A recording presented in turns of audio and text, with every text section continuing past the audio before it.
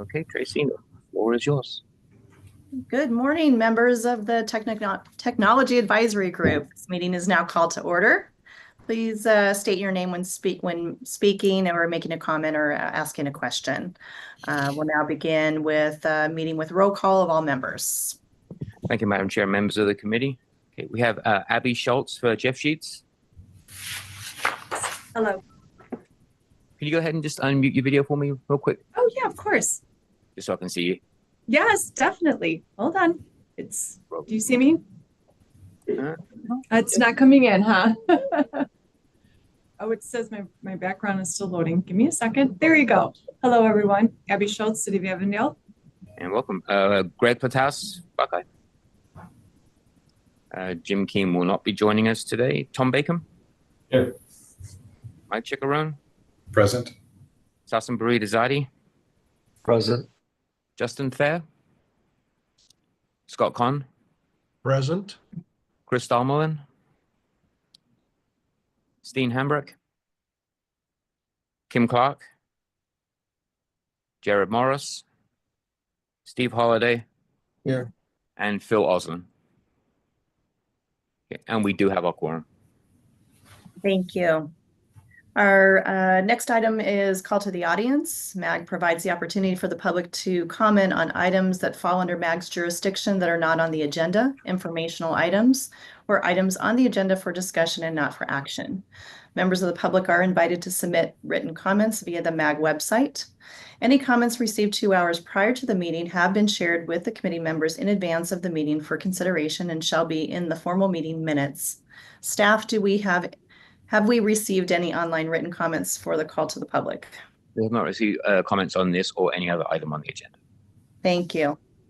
We are skipping item 3 for now. We will have that on our next meeting in January. So we are going to skip down to item number 4, Jobs Information Management System. MAG staff will provide an update on the Job Information Management System, JIMS. And this item is on the agenda for information and discussion and will be presented by Susan Hudson, software engineer with MAG IT division.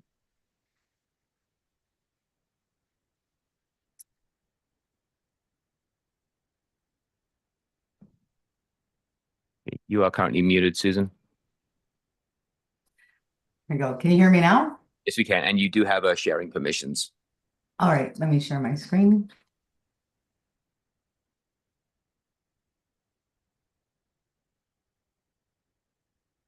Okay, can everybody see? Yes, we can. All right. Hello, my name is Susan Hudson, and I'm here to talk to you about JIMS 4.0. JIMS is the go-to online platform for public agency researchers and employers in the state of Arizona, looking to stay competitive in today's job market. Anyone can use JIMS for job research. However, users registered through a participating public agency have access to additional features, such as importing data and other data management tools. JIMS was originally developed by Tempe, who approached MAG to revamp and host JIMS as a regional asset.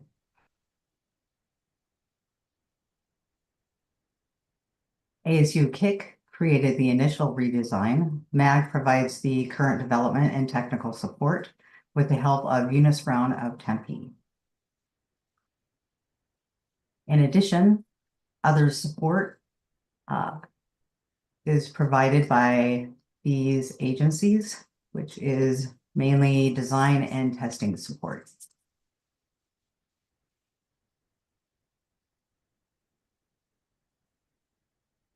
The soft launch was in February of this year. The initial hard release was in July, and the latest release was in October. Some of the enhancements in the latest release include new communication features to contact us, request access, and to provide registered users with the contact information of other agencies. Enhanced help, which includes FAQs, getting started information, and help links on all pages.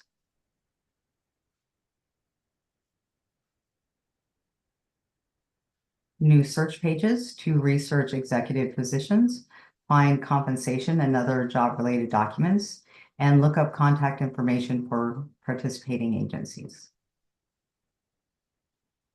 New data management pages to manage executive data and upload job-related documents.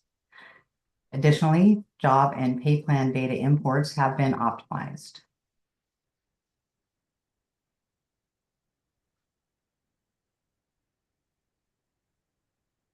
Job Matches, the newest feature to GIMS, allows registered users to find comparable jobs with numerous filtering options, compare jobs using the pin-unpin tool with multiple sorting options, and tag jobs as a match for ongoing analysis. And deployment environments. Deployment environments provide reduced risk, improved productivity, increased security, and optimized deployment.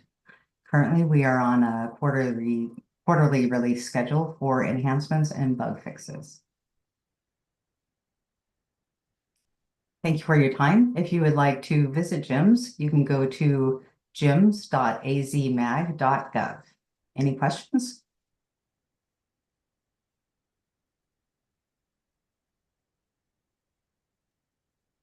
I do. Actually, hi, this is Tracy. I have a question with regards to, I think I saw it quickly, the request for access. So if we go to the GIMS AZ Mag site, there is somewhere to request access, or is that typically like HR departments, or how do you vet that access request? So basically how that works is there is a link on the homepage at the bottom where someone can fill out their information. They can choose from existing agencies. And when it's submitted, it goes to the super user for that agency. Okay, back to our if- HR contacts probably. Right, exactly. If they are a new organization, then it would go to the admins, and we do have a vetting process to, ensure that it's a public agency and that they're an actual person that works at that agency. So Very good. Thank you for the Mhm. clarification on that. I'm very excited about that. I'm excited about the job match feature as well. We tend to have to do, research quite often if we're looking at positions. I think this will be very helpful. Chair. This is Audrey over at MAG, and if you didn't see your agency's name up there as somebody who's been working with us, and you're not sure that they're involved, the more HR departments that participate, the better that information is. So we would encourage you to share this with your HR departments. Very good. any more questions?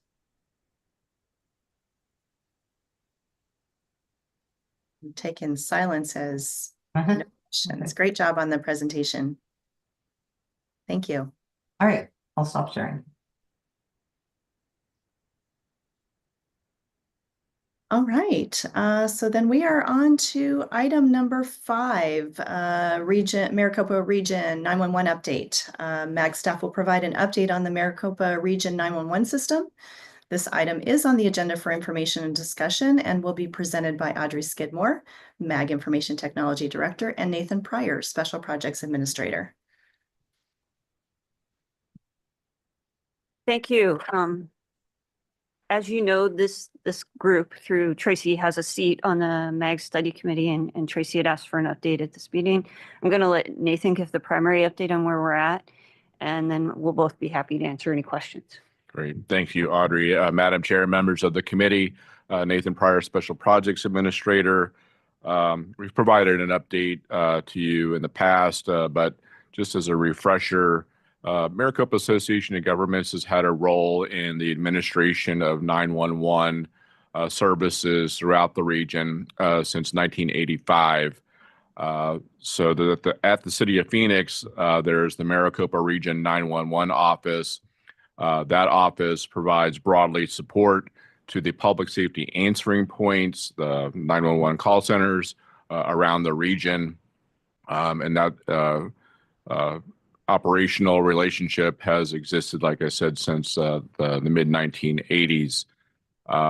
In recent years, the Arizona Department of Administration 911 office has gone into an contractual agreement with vendors, AT&T and Comtech, and that we were approached as a region to consider moving to state contract service. After some evaluation done at MAG, some of it via consultant, it was proposed that the region's public safety answering points moved to state contract service.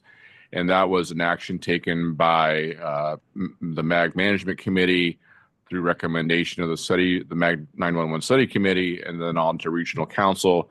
That was formalized as an action in January of this year. So since that time, there has been a migration of the region's PSAPs, the public safety answering points, to state contract service, of which I'm going to focus a lot of my presentation today. Next slide, please. So here, this was relayed to us through Arizona Department of Administration. They have been giving us regular updates, and we've been sharing those to our management committee. The most recent one was given to our joint meeting of our public safety answering point managers and our 911 oversight team. As you can see here, we are at 71% completion as of the end of October. So no major issues to report at this time. We are seeing that the next phase of the migration, if you could go to the next slide, please, will include those in the bottom there, seeing Chandler, PD, and then the bulk of them. There's 5 Phoenix operations that need to migrate over as well. This schedule is showing tentative completion in April timeframe. However, at the ADOA's presentation to the joint committees, it was noted that this could be moved up for completion as early as March of 2025. Just to note about Maricopa Region 911 and that office with their support services, the agreement was with ADOA that Maricopa Region 911 would cease their support operations 30 days after the last PSAP has migrated. So if we were to complete our migration in a March timeframe, we would potentially see Maricopa Region 911 ceasing their support operations in an April timeframe. So we are nearing the end of this migration. We thank ADOA for their communication and relaying back to us and reporting to us the status of the migration. And then next slide, please. This is just representation geographically of the migrations to date. Obviously, Phoenix is a significant portion of our population and geography, hence the 5 centers that do still need to migrate over.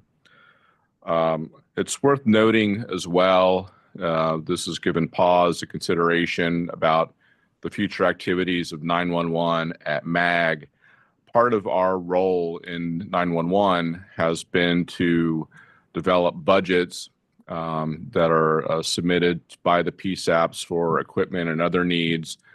We roll that up regionally for approval and submit those to ADOA 911 for their consideration in their grant process as they distribute funds to the region, to the state. Currently, there's a 20-cent tax on your phone bill for emergency telecommunications. That fund pulls in about $19 to $20 million annually, and that's, again, for distribution by ADOA. However, with the region's PSAPs moving over to state contract service, there's no longer that role at MAG to do budget development and approval for submittal to ADOA. Again, that was our primary responsibility among our 911 committees. And with that, there's more communication with ADOA 911 to the regional and individual public safety answering points in terms of status of the service being administered to date. With that, we are have proposed and shared this with our the PSAP managers and the oversight team, proposed sunset of those 2 committees, given their now our diminished role in conversations and administration of 911 issues in the region. This is going to be part of the conversation for the MAG 911 Study Committee at their December 12th meeting. And just to jog your memory, the composition of that committee is 4 city and town managers. Our chair here, Tracy Mills, as MAGTAG chair, serves on that study committee as well as the chairs and vice chairs of the PSAP managers group, the 911 oversight team, and then also additional representation by police departments. So that's going to be up for consideration, potential recommended action at that meeting, the proposed sunset of those 2 committees, but keeping that 911 study committee alive and going to monitor issues around the state contract service. Also, the contract will be up for renewal here in about 2 years' time. So probably next year, there's an opportunity to start reviewing the service and any needs that would be identified in subsequent state contract service. So the study committees would still have a role to consider, think about, and engage ADOA on regional 911 issues, but those other 2 committees, as I mentioned, going away. If they do take this proposed action, we could see this go to the MAG Management Committee as early as January of 2025.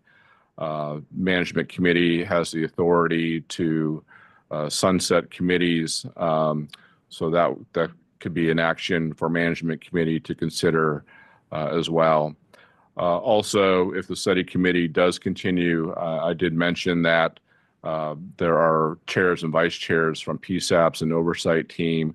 We would need to consider how we would compose and reconstitute, if you will, the membership on that study committee to be representative of the region's 911 interests. So a lot going on, but back to the migration, that's all going very well. We do appreciate ADOA for the communication and regular reporting on that front. With that, Madam Chair, I am available for any questions.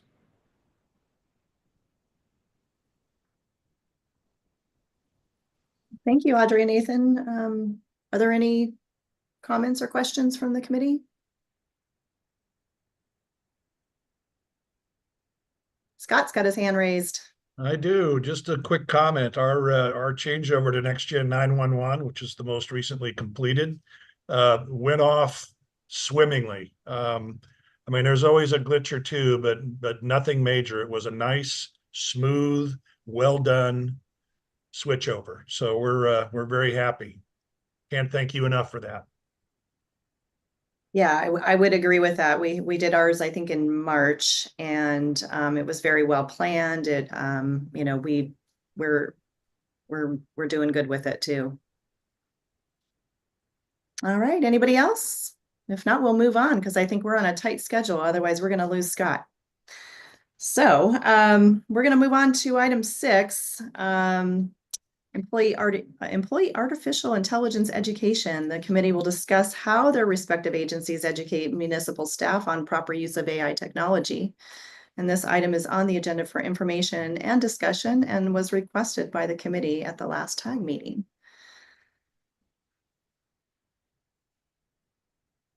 So was that you, Scott, that was going to present? I'm sorry. I thought I understood that. Yes, at the March meeting, Scott, this was a topic that you'd suggested you would want. It didn't necessarily mean you were presenting, but you asked for a discussion on this. Oh, okay. I'm sorry. I misunderstood. I thought he was actually presenting. In that case, I am remiss in my duties. I apologize to the group. I'm actually sitting here getting ready to give a speech at the GovIT Leadership Symposium in Minneapolis. So that's why I'm dropping off. Oh, gotcha. 10:30. So, sorry for my being ill prepared. Oh, okay. No worries. Looks like Jared might have his hand raised. Jared? I'm sure lots of our different participants here are doing a lot of different things for their staff. Of course, I'm not prepared for this either, but the City of Tempe, of course, we had our ethical AI guidelines go before City Council, got those all approved in 2023. We have internal guidelines that we've started to make available to staff. We also have recommended annual AI training, and then we have an AI governance board internally that reviews training and reviews any purchases. So periodically we do, emails and newsletters as well related to AI technologies. One of the most recent ones was, at least at the City of Tempe, we have roughly 120 applications that are used right now, free applications, probably about a dozen or so paid and approved applications on the AI front. But we have periodic emails that go out. The latest one was, hey, don't use Read and Otter AI. Let's use Copilot and Teams instead for meeting transcription. So that's kind of how we handle education. As things come through the governance committee that we have an interest in saying don't do, we let people know. Things that we say, hey, these are great to do, we kind of make it available on our SharePoint site. And then we have recommended annual training right now. It's not required. Probably in the near future, it will be required. We're just kind of in our annual training for this year. Likely next year, it will be required. But we do have those guidelines that we talk about a lot in all sorts of different venues. So overall, that's kind of what City of Tempe is looking at. Thank you. Anybody else want to mention what they're working on with AI, or if not, we can move on. I have one. Yes. Madam Chair Tracy. Yes. Hi, Abby Hi. Schultz. I'm the applications manager at City of Avondale, and Jeff's at the same conference as Scott. And so what we've done, we've established an AI committee, and then we also wrote AI individual use guidelines. So we finalized those. We are going to be presenting to our CMO next month. And from that, we've also identified some tools that we will allow individual use for those. From an enterprise perspective, we are looking to purchase Copilot licenses, and then also look at some other tools. Once we establish that, then we will do more training. Jared, I like what you said, what Tempe is doing. So that's a really great guidelines of how to then incorporate that training. So we're probably in the early phases, but hopefully we'll get some traction here in the next few months. Debbie, did you say you were with Avondale. Avondale? City of Avondale. Oh, okay. Thank you. Thank you. And for folks' awareness, I'm sure many who's used KnowBe4, for example. That's the training that we're using right now. We have custom training. Sorry, I jumped in front of you, Scott. I didn't realize you had it raised. But KnowBe4 has a free to those that already subscribe to other training. So that's what we're using. Yeah, no worries, Jared. Actually, we are switching over to KnowBe4 as we speak, and it should be installed next month. So same thing. While being ill prepared, I can at least give you an update on kind of the adoption of AI that I mentioned in our prior meeting. I had mentioned that we were forming a kind of an early adopters group and getting representatives from every department. Well, we've got 28 departments in Mesa, and we've got 2 or 3 signed up from each and every department to play in our AI sandbox.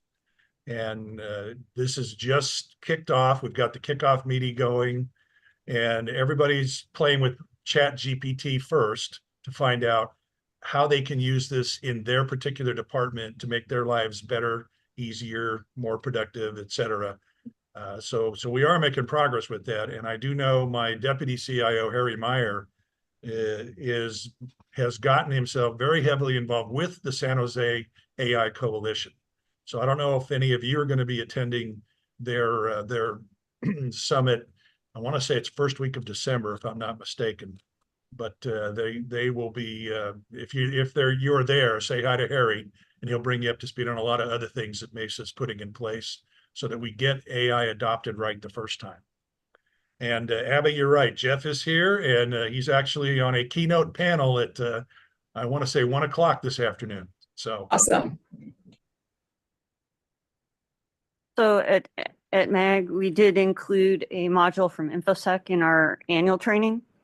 And then we're also getting hooked up with the San Jose group, and they have a really nice like guidelines book that we're looking to adapt that gives some real specific examples of what's risky and what's not to help people kind of understand. So we're looking to work with that.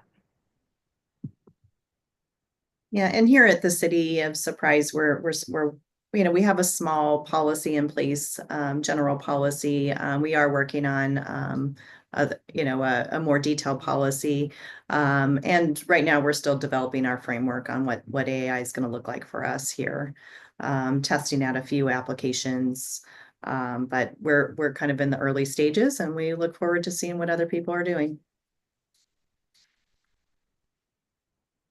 So with that, I'm going to push over to item 7, agency project updates. It's an opportunity to provide committee members a brief summary of current projects that may be on a regional interest for the committee. Does anybody have anything to share?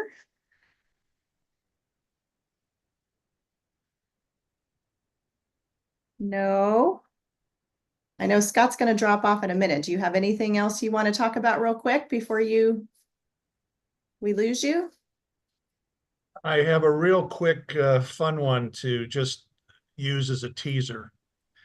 I have spoken with CIOs in Las Vegas, Reno, Las Cruces, Albuquerque, Provo, Salt Lake City, Phoenix, Scottsdale, Avondale, Gilbert, Chandler, talk with Chuck down in Tucson, talk with Ken in Navajo County, talk with Audrey here.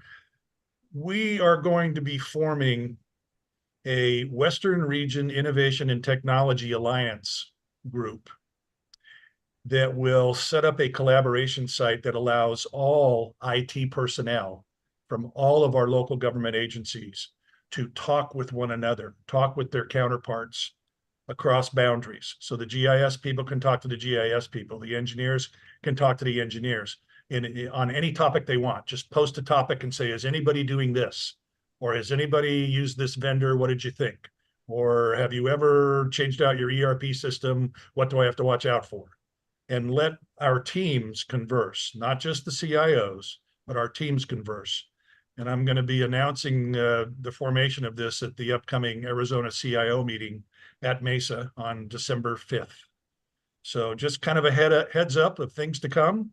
And if you're interested, let me know, raise your hand, and we'll make sure you get all the info. Exciting.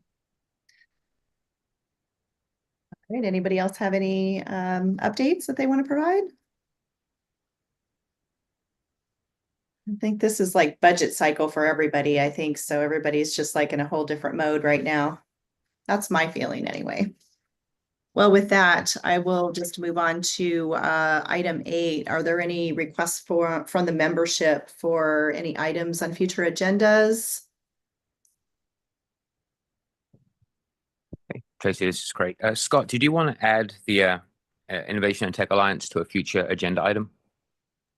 Yeah, let's go ahead and do that, please. Would you like that in January, or should we push that off until March? January's fine, because we'll have results of things that we're doing there, and I'd be happy to report out on it. Excellent, thank you.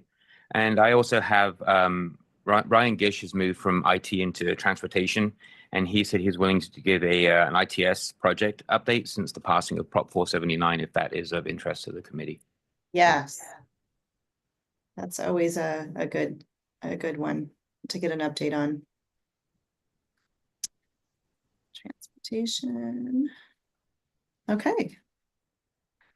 Well, if anybody thinks of anything else, reach out to the MAG team, and we'll get that on the future agenda for consideration.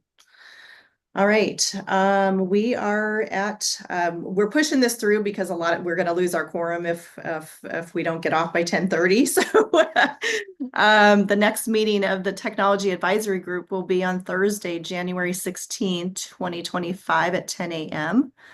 With no further business today, this meeting is adjourned. And Abby, I'll tell Jeff you say hi. Perfect. Thank you. Thanks, everybody. Bye. Thank you, guys.